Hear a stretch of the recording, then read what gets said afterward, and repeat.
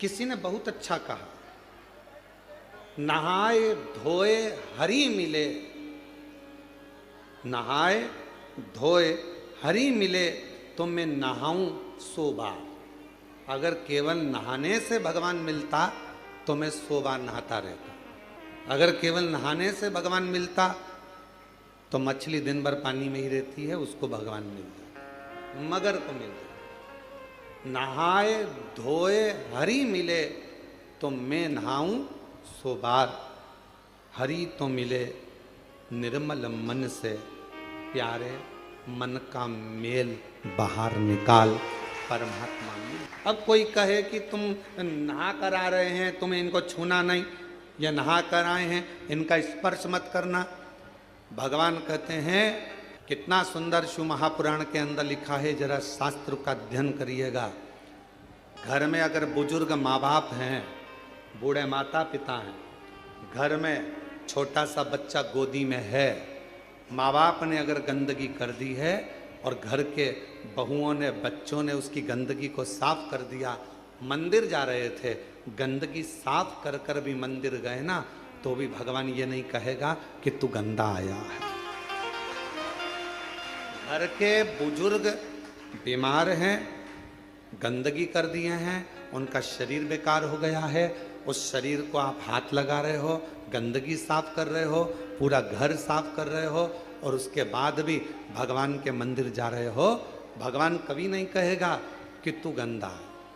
एक छोटा सा बच्चा माँ की गोद में है, वो बच्चे ने माँ की गोद में गंदगी कर दी, माँ ने उसके बार बार कपड़े बदल दिए, धो दिए, और माँ उसके बाद भी भगवान को जल चढ़ाने जा रही है, तो भगवान कभी नहीं कहेगा कि तुम गंदे हो, भगवान तुम्हारे जल को स्वीकार करेगा। घर के बुजुर्ग माँ बाप, घर के बुजुर्ग सास ससुर, घर के बुजुर्ग, तुम्हारे घर में रहने वाला कोई बूढ़ा है व्यक्ति है, दादा दादी हैं, बुजुर्ग हैं, उनकी सेवा कर रहे हो। तुम मंदिर जा रहे हो और तुमने सोचा कि मंदिर से आकर ऐसा करूंगी, या मंदिर जा रहे हो तो मुझे साफ जाना है, तो शिव महापुराण की कथा कहती है, सबसे पहले बाबा को जल चढ़ाने से पहले अगर कोई घर का बुजुर्ग पलंग पर पड़ा है, बीमार है, और उसने गंदगी भी कर दी है ना, तो पहले साफ करो, फिर बाबा का नाम लेकर बड़े प्रेम से बाबा को जल चढ़ाने जाओ, बाबा तो भी स्वीकार करो। माँ बाप से बड़ी दुनिया में कोई पूजन नहीं। किसने कहा कि माता पिता से बड़ी कोई पूजा नहीं? श्री गणेश जी महाराज ने।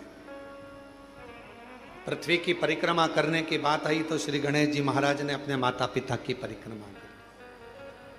किसने कहा कि माता पिता से बड़ा कोई जीवन में अतिथि नहीं होता?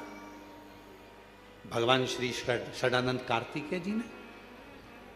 श्री शैलम पर कार्तिकेय जी रुष्ट होकर चले गए, मल्लिकार्जुन में जाकर बैठ गए श्री शैलम पर, भगवान शिव और पार्वती उनके अतिथि बनकर चले गए। कौन कहता है कि पहले देव पूजन करो फिर माता पिता की पूजन करो?